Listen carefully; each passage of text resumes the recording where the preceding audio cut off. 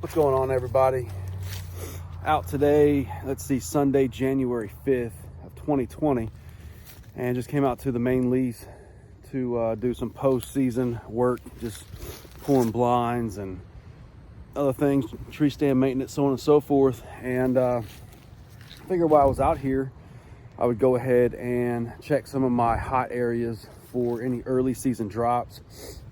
I don't have any intel out here at this farm. I pulled all my cameras out about a month ago, but don't have any intel that there's any bucks without antlers. But out of my other lease, which is only about 30 minutes from here, I'm already starting to see a lot of my target bucks that have made it through the season but losing one side or the other. So I figured I would just kind of hit some of these target rich areas up, and this little area right here is what I call the buck nest. Found it last year this time, January, February. Really got in here, started paying attention to it. It just comes off of a little point, and man, it is just wore out here. So during season, pre-season, and then into season, really kind of kept an eye on this area and didn't see a lot of activity, didn't see a lot of rubs. But here it is going into January, or in January of 2020, and again, just these trees are just tore up. So let's show you on this one. So you can see how high before the rub starts.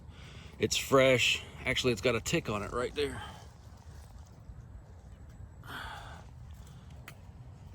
But you can see it's still dripping. Good size tree, probably about good 3 inches, 4 inch. And it starts probably about 2 foot off the ground before the rub ever really gets started. And I can look all the way up into the tree, and it's even the branches coming off up there rubbed on. So this is a good indication to me that that is a more mature buck, 3 years or older, making this rub. And so in my experience, when I rub them this time of year, it's to start, their antlers are starting to agitate them where they're getting ready to shed. So just in these little areas, checking, walk through that bedding area there in this little buck nest. And as you can see here, just almost every little tree up through there is just thrashed. So, and they're all fresh. You can still see all the shavings down here on this one. So not seeing any sign of sheds just yet, and I'm not going to push too far back because I don't want to push anything out. But just coming to some of these really target-rich areas that I know about, getting some intel. There's another big one there. That's also here. Look at here, just showing you there is some freshness on this, but you can see here that that's good history. So this is a tree that multiple years in a row have been rubbed on. Oh. And more than likely, there's another all the way down through here. And this little run right here that I've got cut out, I typically, let's see, the past 3 years in a row, I found sheds on this little cut through. So target rich area, just in, checking, seeing if there are any early season drops. Not pushing back too far. Gonna do some maintenance today, but who knows, might get lucky and come across some of these shed antlers. So keep hanging in there, and hopefully we'll be bringing you something pretty cool here before too long. Stay tuned.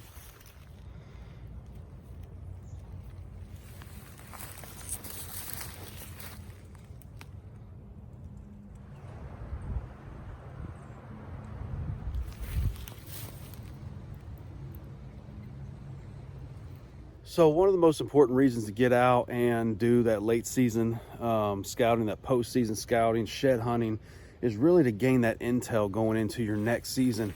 And so this is 2 years in a row that I now have verified the intel on this little buck nest that I found last season during the same time, and really kept an eye on it during season in 2019, and didn't see a lot of activity back here, didn't see a lot of rubs, sign, and so I never really pushed back too hard to really hunt this area.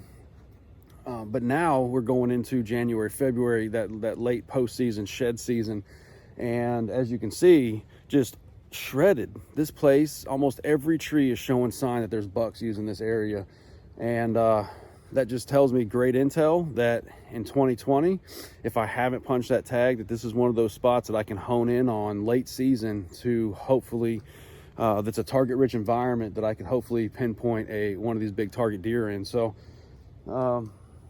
hopefully this helps, guys. That's why I do it. You know, it's why we're out here. And as you can see here, let's look. 1,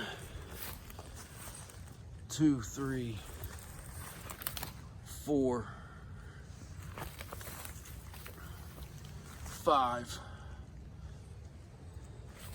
6. So just all the way through here, it's just heavy sign of a buck or bucks utilizing this area during postseason, so, or late season. So this is one of those things that I put on my list as a late season spot to come in and hopefully fill a tag. Let's keep going.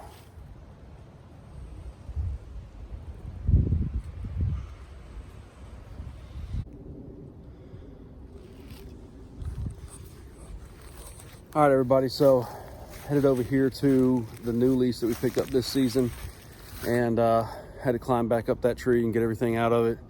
So getting ready to drop that climber. Got another climber I have to pick up over on the other side, and taking down, I think, 11 total cameras.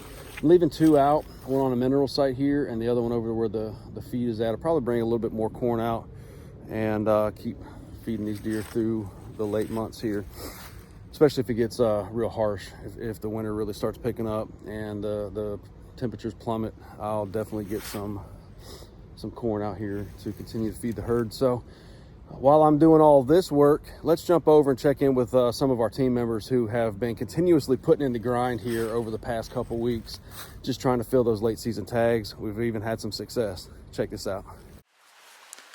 Hey, good morning, everybody. Sean and Keenan hunting together again. We're out here on a new piece of property that we got permission on a couple of weeks ago, and we're still trying to figure this place out. But it's Sunday, November the 15th.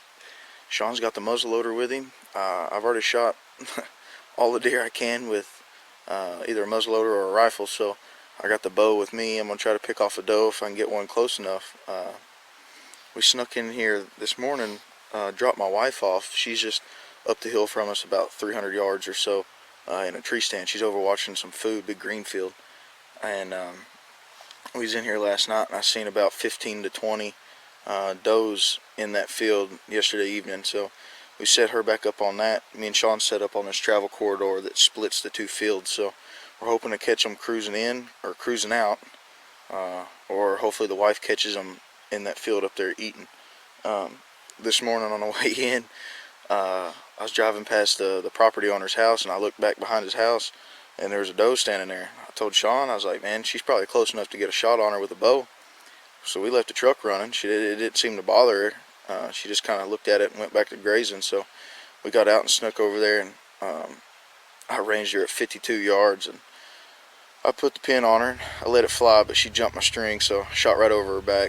No big deal. This place is freaking loaded with deer. So we're going to tuck in and sit a while and see what happens. So just stay with us.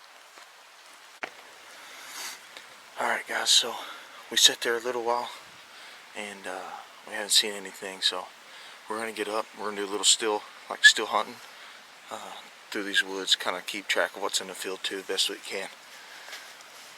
Just hang in there with us. We're going to move around, see if we can't find something.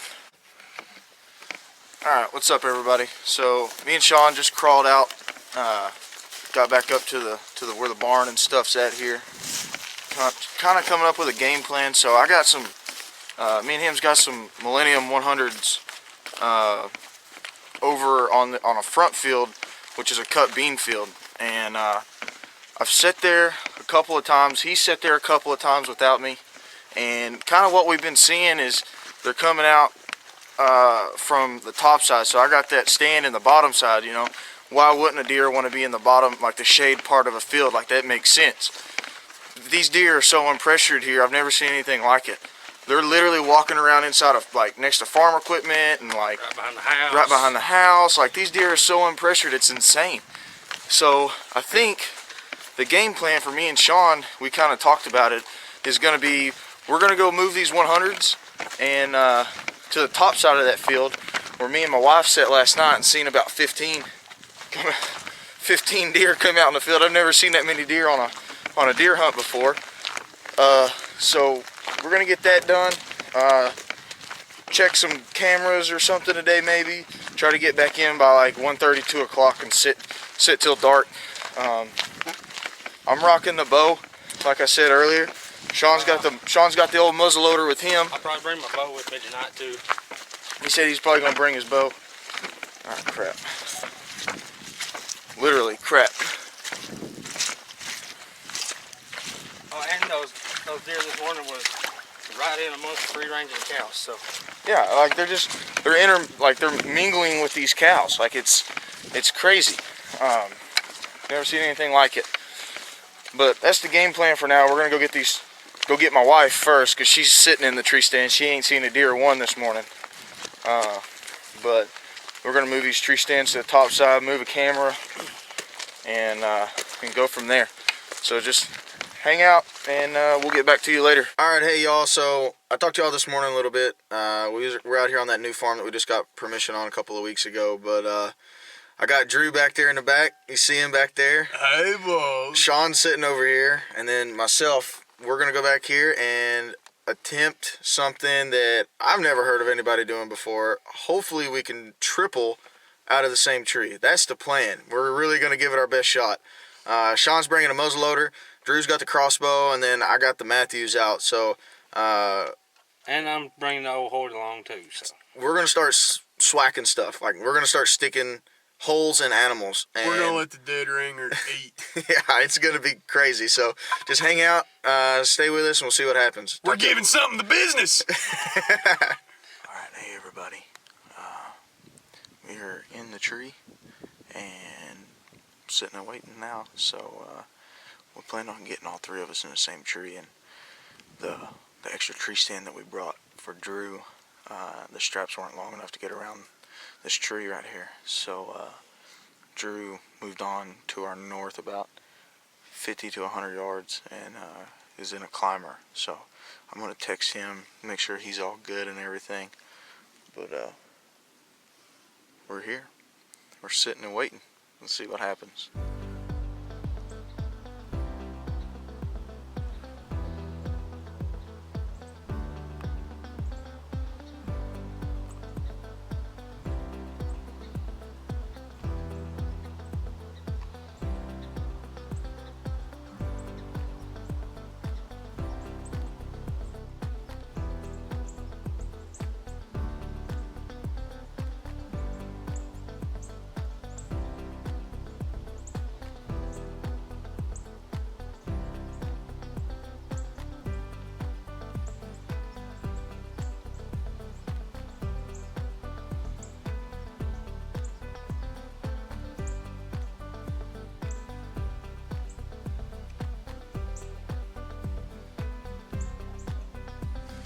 Hey, what's up everybody?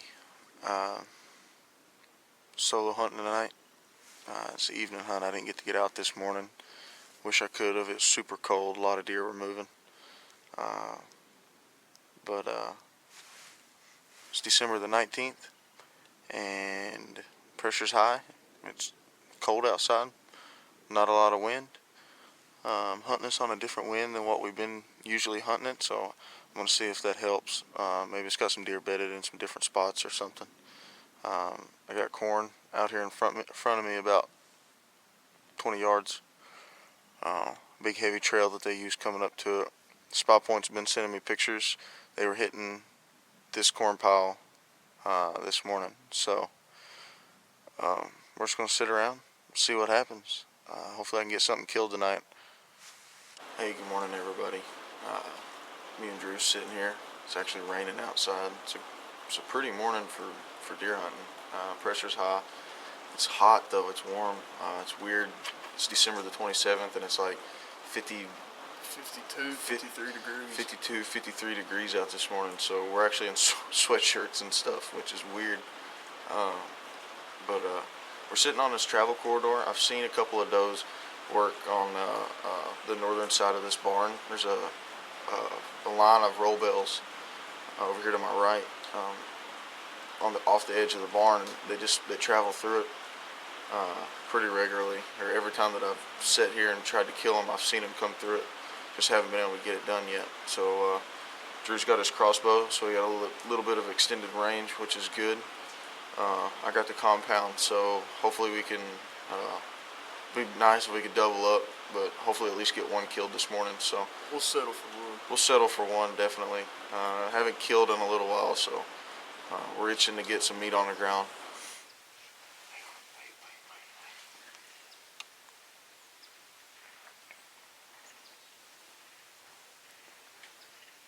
Can you see her front shoulder?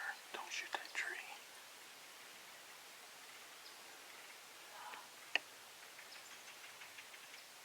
Right there, Kelly.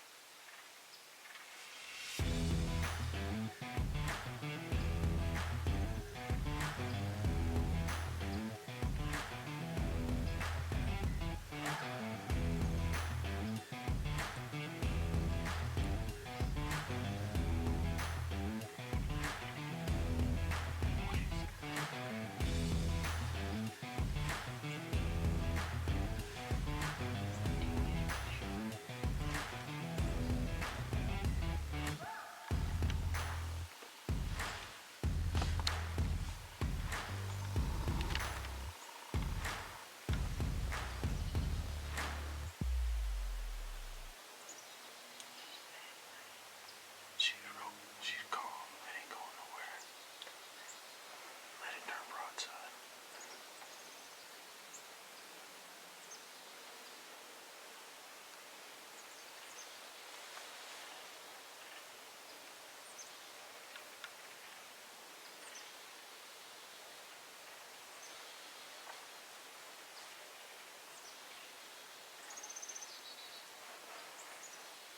You can send it whenever you're ready.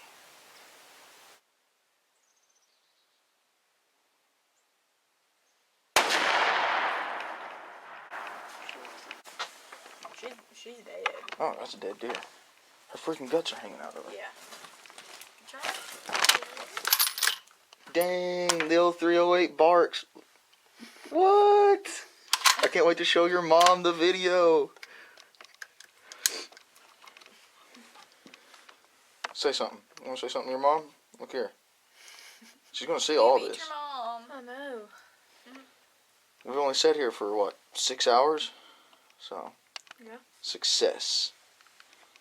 Give me some, right here.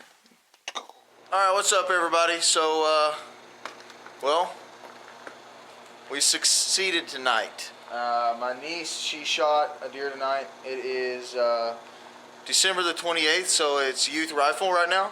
It's the late youth season. We took her out, set her up. We were set up over a corn pile. Corn pile is about 50 yards or so, and had one come in about 5 o'clock. She put the crosshairs on it, shot it. It ran a little bit, and we got on blood and tracked it. It really wasn't that big of a deal. It happened pretty much picture perfect. So super proud of her. There she is in the back. This is her second deer on her own. So super proud of her. She blood tracked and everything. I'm sorry I didn't get the video of all that, but it was already dark. So it wasn't much use getting the camera out at that time. So yeah, that's it. What? All right, guys. So as you can see, the rest of the team, if they have tags, they are continuing to put in the grind all the way down to the very end if that's what it takes. So as that footage continues to roll in, I'll keep getting that out to everybody. But my deer season for 2019 is officially over. And other than just doing some postseason work and stuff like that, but I'm already getting amped up for the 2020 season, putting together some good game plans, using all the intel that we gathered over the past 2 seasons to really formalize some more success in 2020. So I've already pulled 11 or 12 cameras today. Got a lot of intel to go over. I'll be bringing that to you at the end of the episode if anything good's on there. I'm going to leave this camera and the camera over there where the feed is usually at throughout the entire winter.